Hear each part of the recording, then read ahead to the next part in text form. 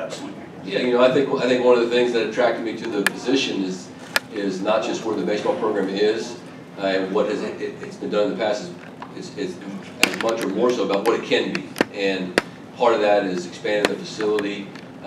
You know, making it, like I said in my statement earlier, you know, the place to be. And I think, if no disrespect, but I think if they can have 12 to 15,000 people at a ball game in Starkville, Mississippi, in a town of 25,000 people, which is amazing, then certainly we can get to that point here, being so close to metropolitan areas, and of course College Station being, you know, a much bigger city. So that's my vision is, along with Ross, and again, you know, as a coach, you don't want to speak out of turn to the athletic director when you're talking about facilities, but that's his vision, and we talked about that when we met for the first time. So certainly there's a lot of things that I'd like to get done in the near future to both enhance the atmosphere and enhance the fan experience and the player support areas. So we can, again, player development is so vital. Recruiting is so competitive, obviously, especially in this conference. You know, we need to be able to give the coaches and the players the tools that they need to be successful. The right side, Travis. Travis Brown at the Bryan College Station Eagle. What have you know of the roster so far, and how have you been able to talk with even the players? What evaluation have you been able to give in the short time?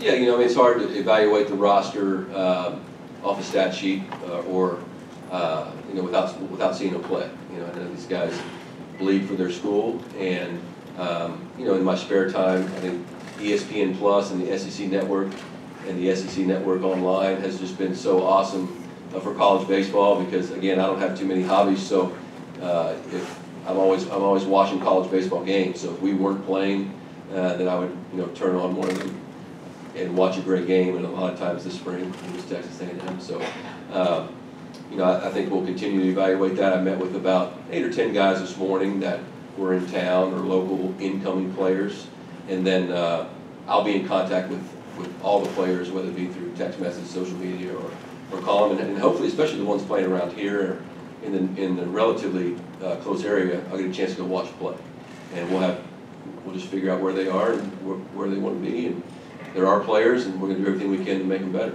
And then with the bringing on of the one-time transfer rule, how do you see that changing, or looking at how you can build a roster in your first season? Certainly that's going to be a part of college baseball and college athletics now for a long time, and we'll hit the transfer portal, I'm sure, but it's got to be just a really good fit. I'm a big culture guy. I'm a big, you know, you do things the right way. You do things not for the short term, but for the long term, and so you build and maintain your program with high school players, and you supplement your program with transfers, junior college, and now the 4-year transfer thing. So we'll pick and choose our places. Certainly, you know, once I get a full evaluation of the roster and have an idea of where, you know, what the players want to do. You know, I know there are a couple guys that one in particular that's in the transfer portal, and we'll see what he wants to do. But I think that's going to be a continuing thing. It'll definitely help us, but I don't want to live by it, because I want to recruit great high school players that can see themselves playing here early in their career.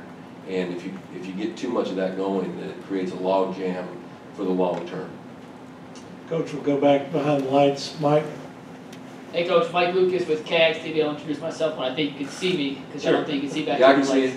Awesome. Well, Coach, you mentioned wanting to win championships here. What about Texas A&M in this program makes you believe that winning a national championship is possible here? Yeah, well, you know, again, everything I said during the initial statement, academics, player development, and team success. If you're a player out there who aspires to get a great degree, continue your development as a player, and become the very best major league prospect you can become, and you want to compete for championships, and you want to do it in the greatest baseball conference in the country, in the greatest division of college baseball, then if you're afraid of this, then you shouldn't come here. But if you aspire to compete against the best and know that that's going to be difficult, but at the same time what anything worth having is, then all bets are off, man. This is a great place, and we're only going to continue to grow it, and it's been proven. Coach Childress won championships, Coach Johnson won championships, it's been proven that it can be done here, and you know that's again, like I said, this isn't just their future. This is my future too, and I left an already amazing place for a different place, not necessarily better, but different. And you know, my job is to have the postseason success mirror what we were able to do at TCU and even do better than that. Down front here, Zach. Coach, down here at the bottom right, Zach Taylor, WTAW. One of those differences, obviously, College Station being closer proximity to Houston. I know at TCU you didn't have much issue recruiting. It seemed like Houston area guys, but the fact that regionally A&M is much closer, do you think that will help you in recruiting? Oh, for sure. Yeah, I mean that's where you start. I mean you start and live in the Houston area, Houston and surrounding areas. There's great high school programs, phenomenal summer baseball programs, which is where the bulk of college baseball recruiting is done these days. And so, you know, my job and our staff is to make A&M an option for those players. Doesn't mean you're going to get them all the time, but we're going to make it real hard on them to not choose this place. And so it doesn't make any sense to go anywhere else. And now I understand at the same time, we're going to recruit the best players. And I don't care where they're from, we want the best ones. And so, but more than likely, more often than not, Houston, Texas, and the surrounding area is where you're going to start. Coach, we'll go back to the far right, down front. Hey, Coach, Matt Roberts, Fox 44, back here in the back. Obviously, this happened all very quickly. What have the last few days been like for you, and was there a particular moment where it kind of clicked in and said, "This is, I'll leave TCU for this"? Well, this time last week we were getting ready to play a regional in Fort Worth, and I told our players in our postseason meeting that, I had 8 amazing seniors, 5 of them in their 6th-year college that are very close to me, and I met them in my office, and I wanted them to be sure that they knew and looked me in the eye that there wasn't ever 1 second where I wasn't 100% invested in what we were trying to do. I'm excited to be here today. Frankly, I wish I was still playing and then have this happen later. But the moment, I mean, it's just been a steady build over time. It was more, I knew if I was to ever leave TCU, it had to fit a perfect criteria, and it had to happen at a perfect time, professionally and personally. And all of those things lined up, and my children are obviously the most important thing in my life. And so as soon as Jackson and Katie looked at me and said, "Dad, we're all in on this. You got to do this." As soon as they signed off on it, then it was just a matter of getting over the emotions of leaving a program that I've been, living and breathing for 18 years, and the loyalty that they've shown me. And I think this is a good day for TCU too. I think everything has a shelf life, and I'm sure there are plenty of people there that maybe want a new voice, and that's fine too. I don't have a problem with that. We're looking forward, not back. Down front, Olsen. Yeah, Coach Olsen Buchanan with TexAgs.com. A couple of things. First, so why leave a program that you were so comfortable and so established in to come here? I like a challenge, and not a blind challenge, but one in which there are things in place where there's already been some success, but there's room for growth, not just on the field, but programmatically. I hate the term CEO coach. Sometimes I get called that. To me, that implies that you're not a baseball guy. You look at the other stuff, but to me, it's one thing, and this goes back to Travis's question on the transfer portal. We're not just looking to have a good team, we're looking to have a great program. And that is something that's sustainable over time. And so, I just felt like at 50 years old, I still have plenty of energy to go do something really cool again. What we did at TCU was just awesome, to go from a place that had been to 2 regionals in over 100 years, and then be one of only 2 schools that in a 10-year period played in the College World Series 5 times. That's amazing. And is there still work to be done at TCU? No question. And that was, if I'd have stayed, that was the challenge, was to get back to Omaha and win a national championship. But here, I talked to Coach Tanner, at the athletic director at South Carolina, who used to be the baseball coach. And when I was in college and at Clemson, he was the baseball coach at North Carolina State. And he left North Carolina State, and they had a phenomenal baseball program, to go to South Carolina. Now the SEC was good, but it wasn't like it is now.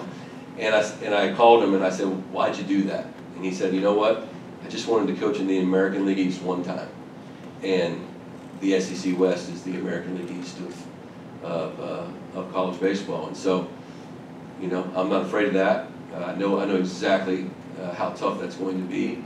And I'm sure it's even tougher than I can imagine, having not been in the league full time. But that was the challenge. But I don't really have a desire, never say never, I don't have a desire to coach. I was very, very close to Augie Garrido. I don't have a desire to coach to that age. I'd like to do this, you know, to a certain spot, and I felt like I just didn't want to have any regrets in my coaching career. I wanted to make a run at something like this. And I've been 26 years at a private school, where Tulane as an assistant and TCU as the head coach, and there are advantages to that, but there's also some big challenges. And so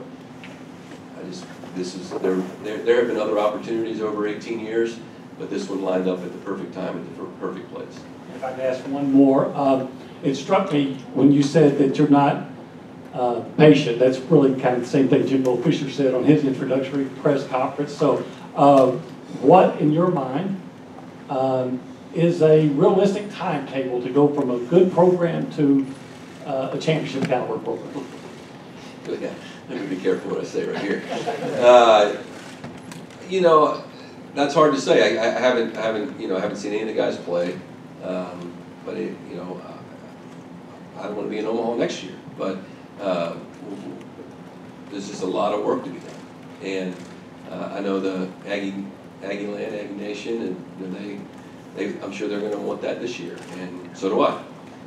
But I think every good thing takes work, and not necessarily doesn't have to take time. I mean, the thing about baseball is it can happen for anybody. In 2016, the closest we're sitting in the College World Series at TCU with a 2-0 record, in the driver's seat, feeling great. We have to win one more ball game to make it to the championship series against Arizona and this little school named Coastal Carolina. We had to win one, they had to win 3, and they did. Crushing to be that close to playing for the national title. It didn't happen. So it's tournament baseball. And once you get to the postseason, whether it's 12U, 16U, high school, junior college, and that's what Coach Childress did an amazing job of, is he put his teams in position every single year to play well in the NCAA tournament. And that's my goal, to do that, and then we can hopefully play our best when we get there. Back to the Lions, Darryl, and then down front, Gabe. Coach, Boomer White was a guy that played for you, then he came to Texas A&M, and I understand that you guys had a conversation. Can you kind of talk a little bit about Boomer and maybe what insight he was able to provide you about this opportunity? Sure. Boomer and I have an awesome relationship. It's very unique in that I don't think I spoke to Boomer this week. Congratulations to Boomer, by the way. He became a father, I think it was this morning. And so super excited for him, and his parents were here today. Yeah, we got back from the College World Series in 2014, and he got a walk-off hit, or a game-winning hit against Texas Tech, and everybody's feeling great. He's getting ready to head to the Cape Cod League. He's Boomer White, like, he got this great name, and he's going to be a legend at TCU. And he walks in my office and says, "I know this is going to sound crazy, but I'm transferring." And I was like, "To what planet?" Right. And he said, "No, I've always, you know, I love it at TCU, but I just can't. Being an Aggie has always been in my heart, and for my life, I have to do this." And what do you say to that? You know, and he didn't do anything wrong, and TCU didn't do anything wrong, which is what he wanted to do. And so I didn't really talk to him again. I wasn't mad at him, but, you know, didn't really talk to him again until right after the Super Regional in 2016, when we won the game. And I know, you know, he was upset, and I walked across to do the press conference and gave him a big hug, and that was really the last time I talked to him until this week. And we had a great conversation about his experience here, and he said some great things on my behalf to the administration here, which I'm very thankful for, and I look forward to rekindling our relationship. Down front, Gabe. Again. Hey, Coach, how are you? Gabe Bach, Yeah. Texas. I want to ask you about Mark Johnson. Just talked to him after the press conference. I know you know him well. Yeah. How important is Mark during this time where you're still getting to know A&M? Super important. You know, Coach Johnson has been a kind of distant advisor of mine for a long time, not just in baseball, but life in general and faith. And he's a true gentleman in our sport. We're on the American Baseball Coaches Association board together, and so I see him usually in January at our convention, and then at the College World Series here in a couple weeks. We have board meetings there, so he'll be, obviously there's a lot of great resources here, and there's people that I have known and known for a while, but Coach Johnson will certainly be someone that I lean on for 1,000 different things. And I had that at TCU. I had Lance Brown. At UNLV, I had Freddie Dallimore, and so I've been very, very lucky as a head coach to come into a program to have these legendary coaches that have just been kind of taking me under their wing. And I don't, and that's why I said that about the players and former players should have included former coaches, because I mean, this is his program as much as anybody's, and I want to give that respect every day. Secondly, I wanted to ask you just the timetable on assistants, and specifically 2014 you started that 4-year run to Omaha, and a lot of that was yellow and just the change in mindset, a very up-tempo offense attacking. Sure. Do you plan on, regardless of who you assign to take over the offense, sticking with that concept? Yeah, you know, you're talking about just giving the coach. Offensive. Yeah, so well, first of all, timetable and assistants as soon as we possibly can for the right people. And one of the biggest attractions to this job is Ross's, our athletic director's, commitment to, you know, within reason, to hire the best people. And I've been super fortunate, whether it be Kirk Sarlos, Bill Mosiello, Randy Mazie, Todd Whitting, Chuck Girolman, who's now at the University of Florida, and I can, you know, Josh Elander, who's now at Tennessee. You know, I mean, the key is to identify talent, whether it's a player or a coach. And so, for me, I've always tried to hire the best people. I like upwardly mobile coaches. In other words, I'm not afraid to hire a coach that someone may say, well, you may only keep him for 3 years because he's a big name and he may get a head coaching job. That doesn't bother me in the least, because all it does is help us hire the next guy. And when you hire someone who's talented, and well, then you give them a framework by which to work in, and then you let them work. And so with Coach Mo at TCU, we needed just a total mindset change from an offensive standpoint. I'm a pitching guy at heart. I put my hand on everything, but pitching is where as an assistant coach, that's where I made my mark. And so Coach Mo at TCU, he's the head coach of the offense. We'll see what happens there with the job. You know, he's certainly a candidate to be here.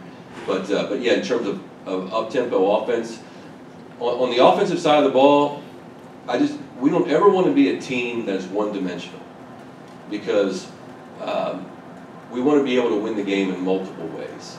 It begins and ends with starting pitching first and foremost, bar none, and then obviously catching the baseball and having a good bullpen. But from an offensive standpoint, if you're just a team that runs and steals bases, well, that can be defended against a good team with a good pitcher, a good catcher.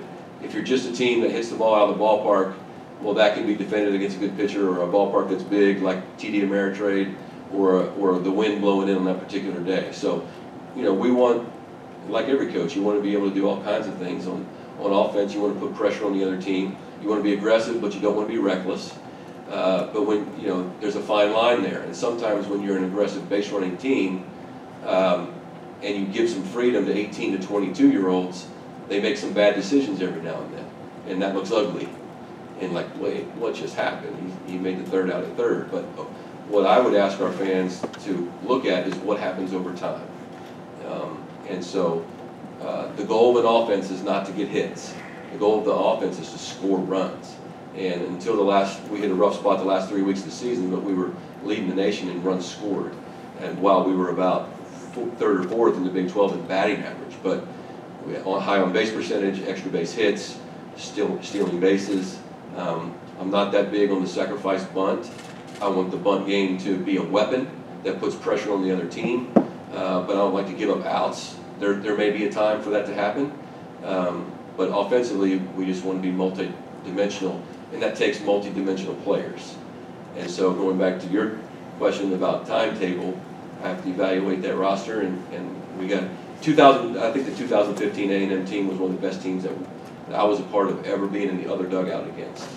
And I can't remember all the names. I know it was Banks and Alamon, and they had a couple boppers in there too, but it was a lot of pressure facing that club, and that's what we want to bring here. Time for a couple more. Rob to the left, and then Brent to wrap us up. Howdy, Coach. Howdy. Rob Havens with Aggieland Illustrated. I got to see a video of an interview you did about 11 months ago where you talked about your faith and your family. Can you talk, I thought it was amazing, can you talk about how your faith and your family impact your coaching? Well, certainly, the greatest motivational book or the greatest motivational or the greatest instructional manual that anybody could have, in my opinion, is the Bible. And so I'm not perfect. There's only ever been one perfect person on this planet, and they nailed him to a cross. And so certainly everything about who I am as a person is based on my faith. And everybody has a different faith. It could be stronger or lesser in other people, but that's how I try every single morning to live my life and how you treat people. And then certainly my family, Jackson and Katie, who are in here. There's nothing more important in my life than those two young people, and to give them the best chance to have success beyond where they are right now. But at TCU we held baseball chapel once a week, not required. I was heavily involved.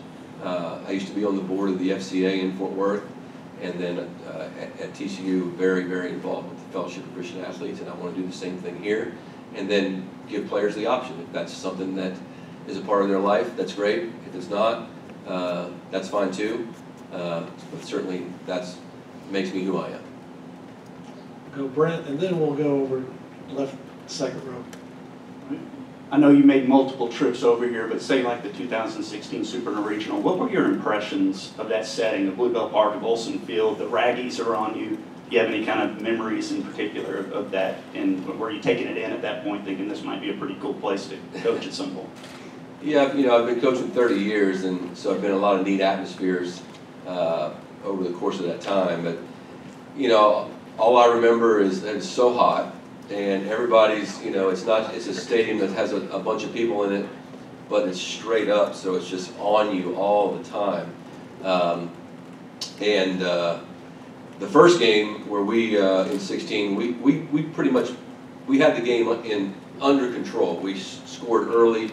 I think Jansen pitched that game, if I can remember, and we stayed ahead. So the crowd got into it a little bit, but then the second game, I think somebody hit a home run in the first inning.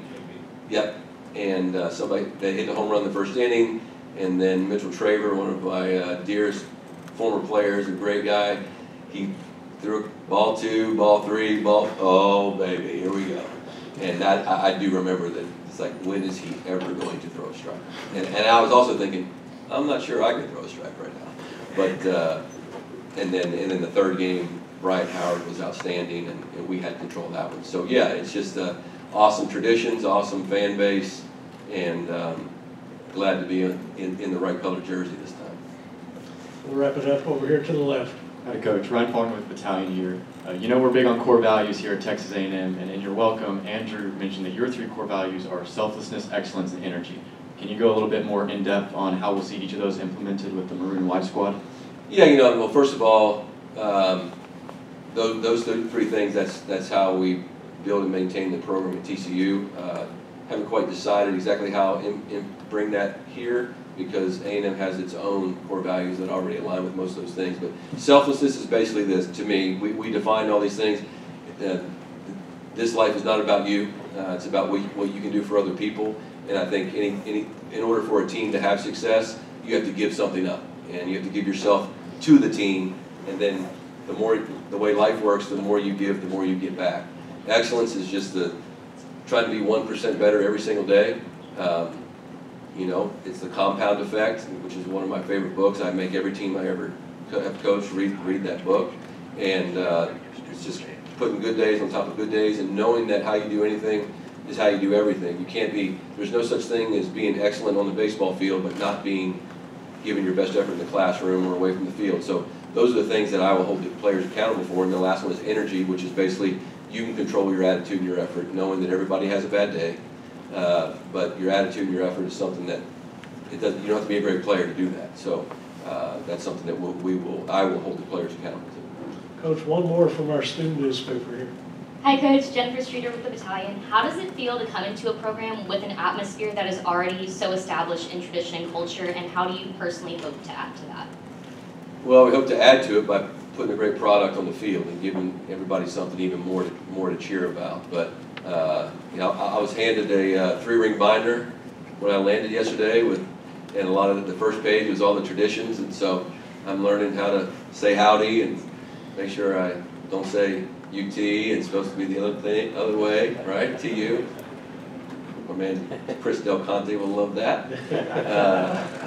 But yeah, no, I'm super excited, and that's another thing that attracted me to this is I love being in those environments, even as a visiting team, just to be at a place where college baseball really means something. You know, I'm from Western Maryland, and so growing up, obviously in cold weather, there's not a whole lot of high-end college baseball, but since I've been in Texas and in the Deep South, around all the great programs, predominantly in the SEC, and you turn the games on this weekend, you're going to see that.